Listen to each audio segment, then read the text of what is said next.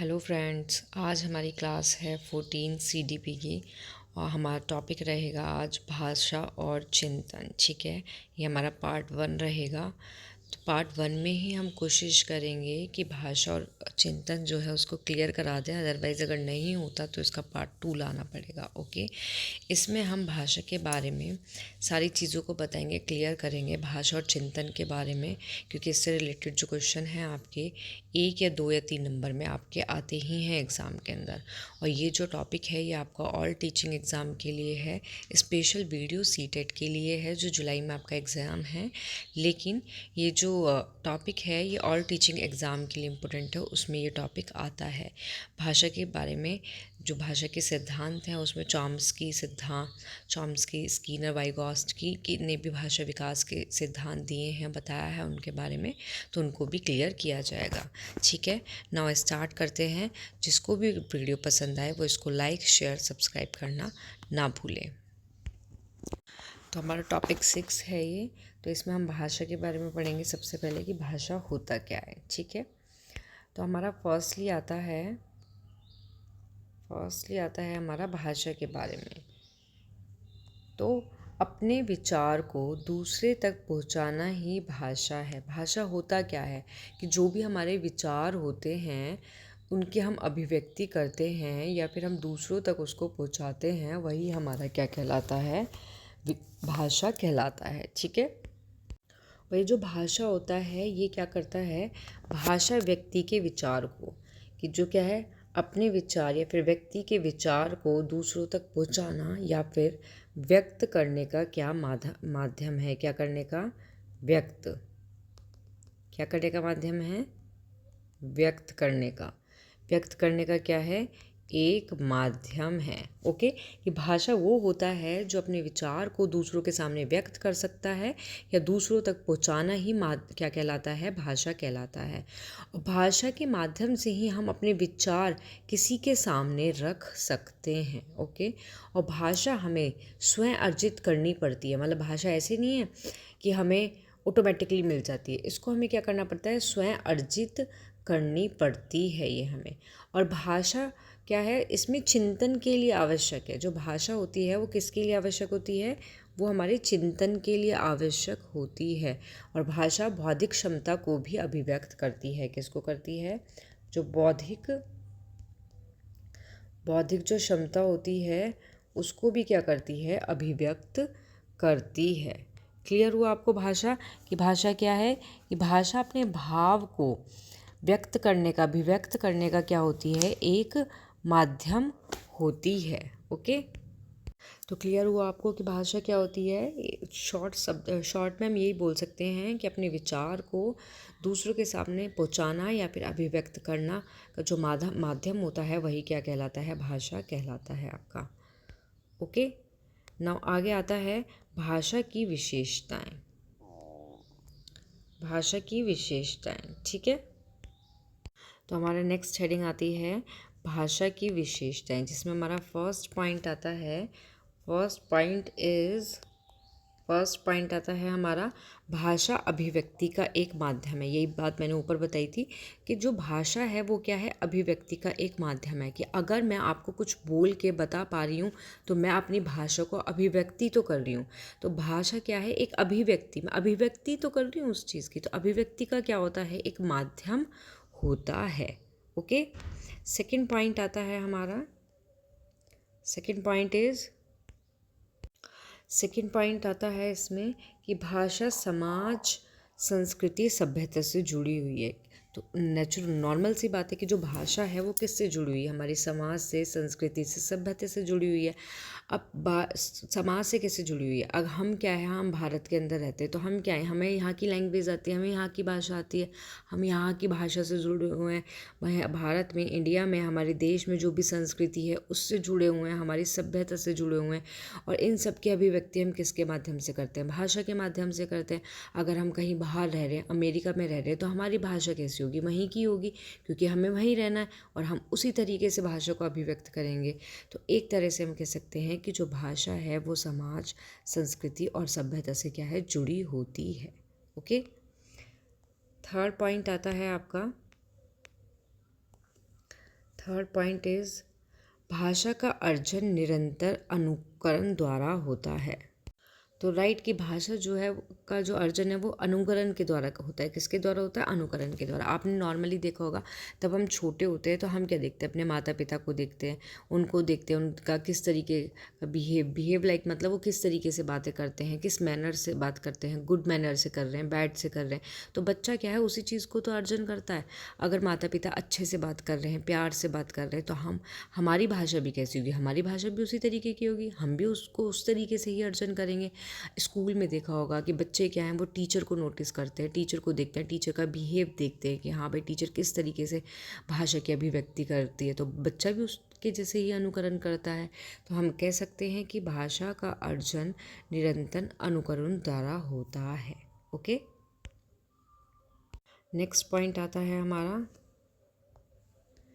कि भाषा स्वयं के द्वारा अर्जित होती है।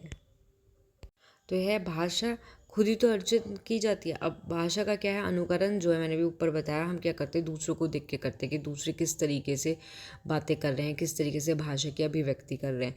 तो हम क्या करते हैं? स्वयं उसको क्या करते हैं? अर्जित करते हैं खुद के द्वारा, सेल्फ ही हम उसको अर्जित ग्रहण करते हैं भाषा को।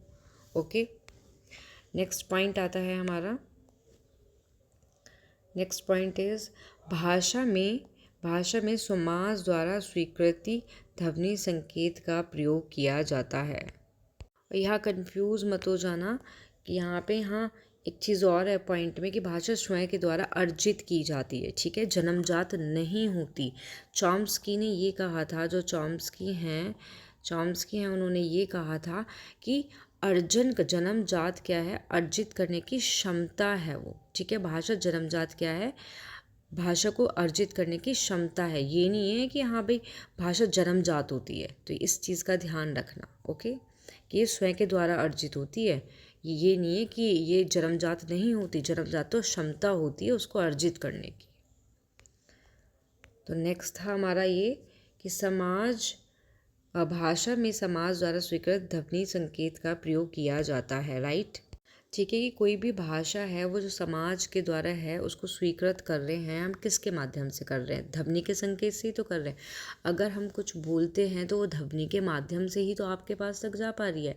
तो एक तरह से हम बोल सकते हैं कि भाषा समाज द्वारा स्वीकृत ध्वनि संकेत का प्रयोग किया जाता है। ओके, नेक्स्ट आता है भाषा की अपनी संरचना होती है, ठीक है। क्या होती है? भाषा की अपनी एक संरचना होती है कि भाषा जो भी आस पास प्रयुक्त की जाती है उसको हम आसानी से क्या कर सकते हैं? अर्जित कर सकते हैं। तो हम कह सकते हैं कि भाषा की एक अपनी क्या होती है? संरचना होती है। क्लियर? आगे आपका आता है भाषा के चरण, जो इम्पोर्टेंट है आपका। तो भाषा के चरण हमारे दो होते हैं, दो प्रकार की होती है हमारी भाषा के चरण, जिसमें फर्स्ट आता है प्राक भाषा विकास और सेकंड आता है हमारा उत्तरकालीन भाषा विकास की अवस्थाएं। ठीक है, ये क्या है? हमारे भाषा के चरण है। नंबर 1 प्राक भाषा विकास और सेकंड आता है हमारा उत्तरकालीन भाषा विकास की अवस्थाएं। ओके, तो हमारा इसमें हम सबसे पहले फर्स्ट को पढ़ेंगे। फर्स्ट इज प्राक भाषा विकास, जिसमें हमारे पॉइंट्स आते हैं क्रंदन, बलबलाना, हाव भाव, सामवेगिक अभिव्यक्ति। अब ये होते क्या है इनके बारे में पता होना चाहिए ना, कि प्राक भाषा विकास तो हो गया हमारा। अब ये क्रंदन, बलबलाना, हाव भाव, सामवेगिक अभिव्यक्ति है भाषा के अंदर हैं क्या? ये चरण जो हैं, ये स्टेप जो हैं, ये होते क्या है हमारे? ओके, तो प्राक भाषा जो विकास है हम इसको क्या बोलते हैं? इसको हम बोलते हैं प्री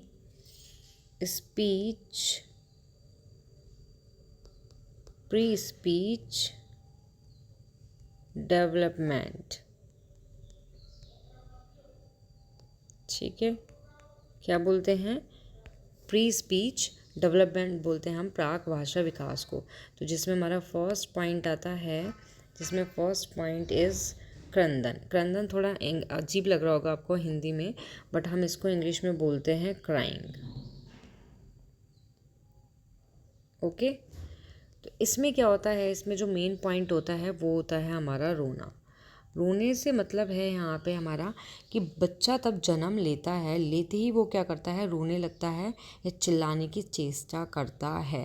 तो ये होता है हमारा क्रंदन के अंदर आता है, और रोने से ही उसकी आवश्यकता की पूर्ति होती है। आपने देखा होगा तब छोटा बच्चा जन्म लेता है तो वो सबसे पहले क्या करता है, रोता है। अगर वो रोता भी नहीं है तो डॉक्टर लोग क्या करते हैं, उसको रुलाने का ट्राई करते हैं, उसके माउथ में फिंगर डालेंगे, तो मतलब उसको चाटे वगैरह लगाएंगे। मीन्स अगर नहीं रोता, ऐसे नहीं कि थप्पड़ मारना कि हाँ भाई क्यों नहीं रो रहा, ऐसे वाला नहीं, बट उसको रुलाने का ट्राई करते हैं। तो क्रंदन सबसे पहले यही होता है कि बालक जन्म लेते ही रोना और चिल्लाने की चेष्टा क्या है, करता है आपका।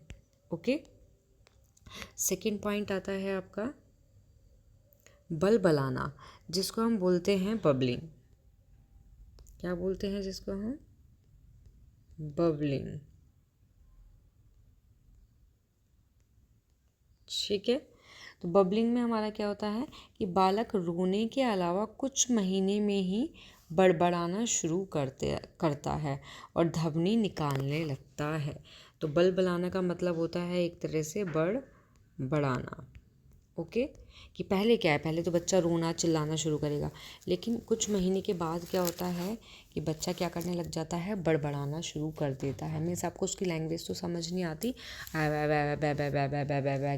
ऐसे इस टाइप से बोलना वो करना शुरू कर देता है कुछ महीने के अंदर ही। ठीक है, नेक्स्ट पॉइंट आता है आपका हाव भाव, जिसको हम बोलते हैं गैस्ट्रस।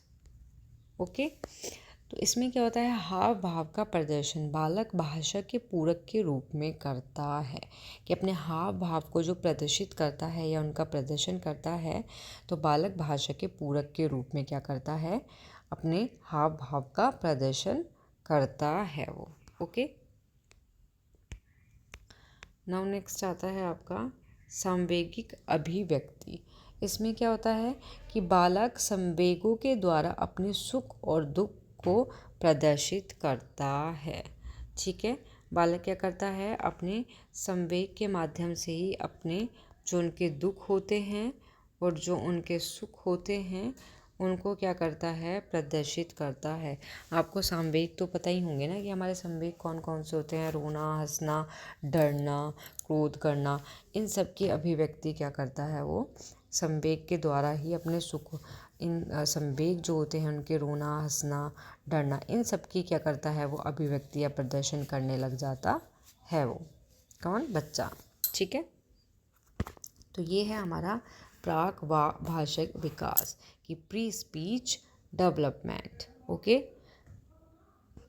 इसमें बस एक तरह से हम बोल सकते हैं कि भाषा बोलने की इसमें क्या होती है, तैयारी की जाती है शॉर्ट में। ठीक है, क्या बोल सकते हैं हम इसमें कि भाषा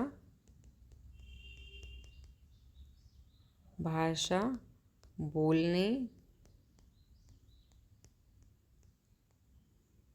भाषा बोलने की तैयारी। ठीक है, नेक्स्ट आता है हमारा सेकंड आती है हमारी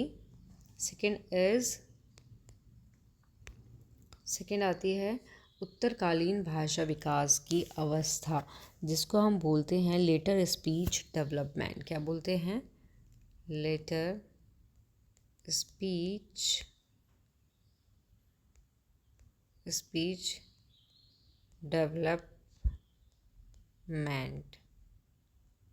डेवलपमेंट। ठीक है, तो ये होता है हमारा उत्तरकालीन भाषा विकास की अवस्था।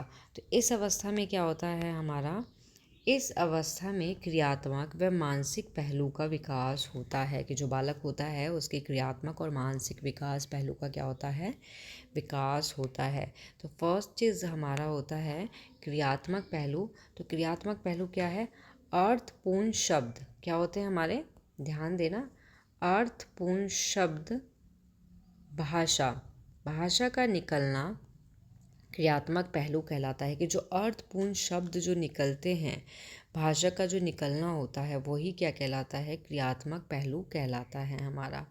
ओके, और सेकेंड इज आता है हमारा कि जो भी हमारे अर्थपूर्ण शब्द भाषा जो हमारी निकल रही है, तो तो उन शब्दों को सही अर्थ में समझना, वही हमारा मानसिक पहलू कहलाता है।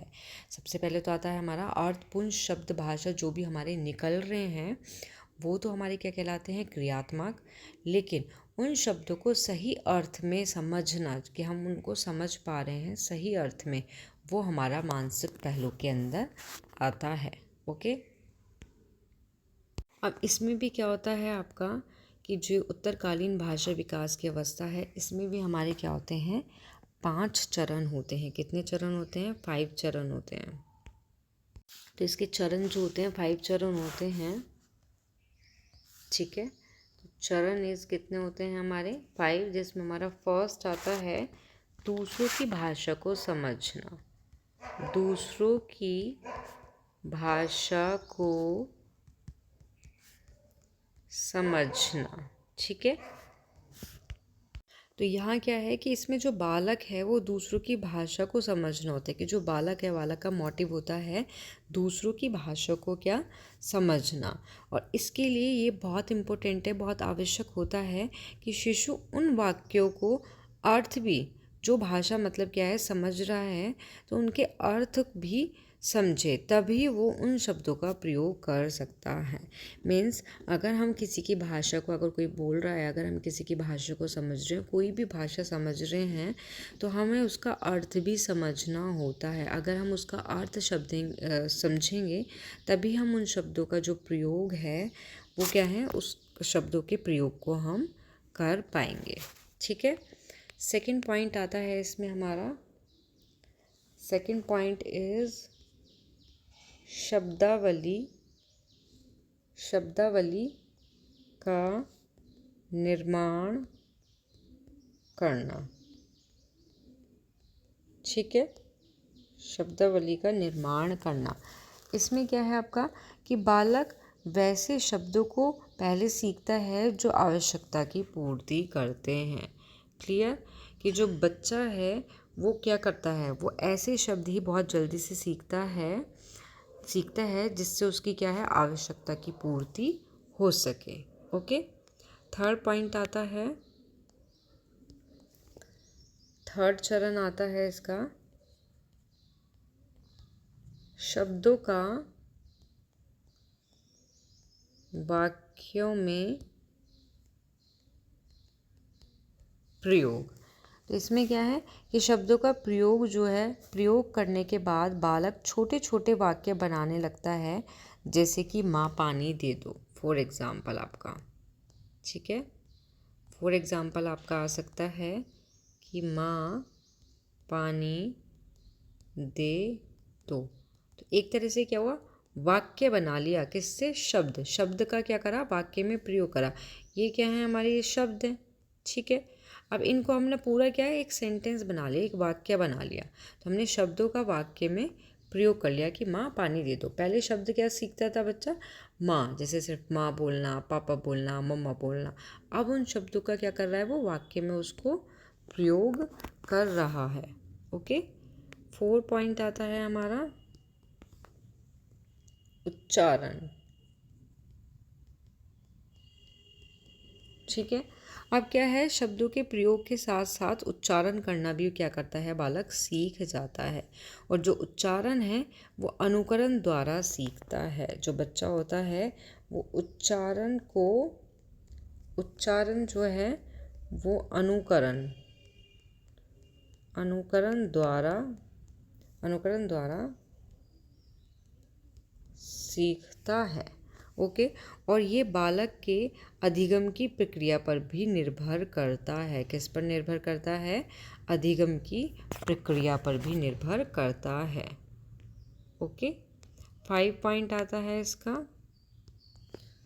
5 चरण आता है भाषा विकास का स्वामित्व।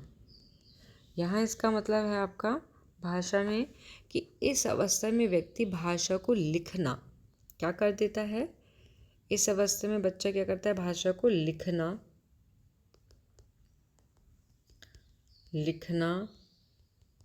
पढ़ना, बोलना अच्छे से जानने लग जाता है और भाषा पर भी अच्छा नियंत्रण उसका क्या है हो जाता है बच्चे का। भाषा विकास का स्वामित्व यही है कि इस अवस्था में व्यक्ति भाषा को लिखना पढ़ना अच्छे से बोलना जान जाता है और उस पर अच्छा नियंत्रण करने लग जाता है। ओके, तो नेक्स्ट यहाँ पे हमारा ख़त्म होता है ये कि उत्तरकालीन भाषा विकास की अवस्थाएं।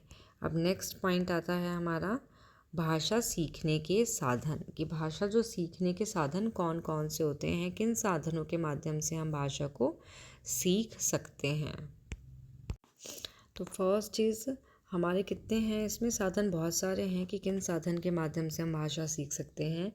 खेल, अनुकरण, कहानी सुनकर और प्रश्नोत्तर के द्वारा। ठीक है, इन सब के माध्यम से हम क्या कर सकते हैं, साधन है हमारे भाषा को सीखने के।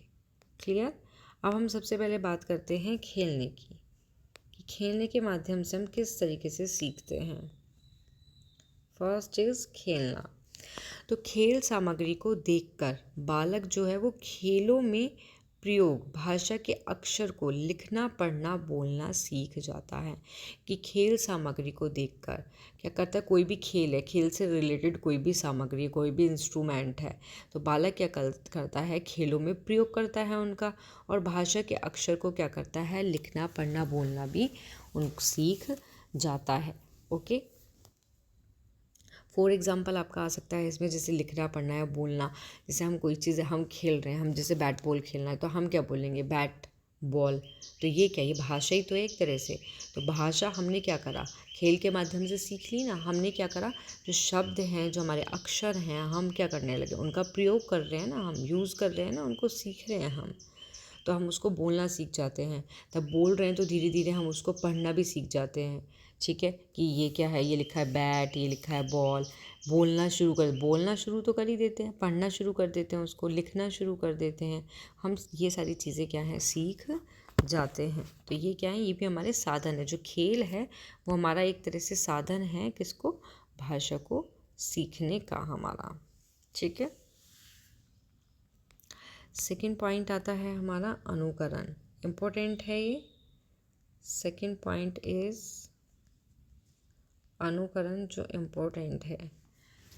तो इसमें क्या है कि बालक परिवार के सदस्य द्वारा प्रयोग किए जाने वाली जो भाषा का अनुकरण द्वारा सीखता है। मैंने स्टार्टिंग में भी बताया था आपको। और भाषा जो है वो क्या है आपकी, अनुकरण के द्वारा ही सीखी जाती है या फिर अनुकरण के द्वारा ही अर्जित की जाती है।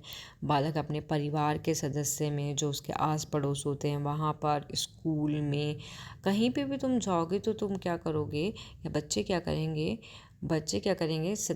प्रयोग की जाने वाली जो भी भाषा है उसका क्या करेंगे, अनुकरण करेंगे और देन उसको सीख जाएंगे। इसलिए हमें मोस्टली ध्यान रखना चाहिए कि हाँ, हमारे घर में अगर छोटे बच्चे हैं तो हमारी भाषा इस तरीके की होनी चाहिए कि बच्चे भी अच्छी ही भाषा को सीखें। बैड लैंग्वेज में, बैड गंदी भाषा में हमें नहीं बोलना चाहिए, क्योंकि बच्चे बहुत जल्दी कैच करते हैं, जो छोटे बच्चे होते हैं, कि जैसा बड़े बोलेंगे वैसे ही फिर छोटे बच्चे भी बोलते हैं। ओके, तो इसलिए बोलते हैं कि बच्चे को जो एनवायरनमेंट देना चाहिए वो अच्छा होना चाहिए। उसका एनवायरनमेंट, जो वातावरण, उसका आसपास का पर्यावरण जो होता है वो अच्छा होना चाहिए, ताकि भाषा, अच्छी लैंग्वेज, अच्छी भाषा का उच्चारण कर सके, अनुकरण कर सके और उसको सीख सके। ठीक है, आगे आपका आता है इसमें थर्ड पॉइंट इज़ कहानी सुनकर।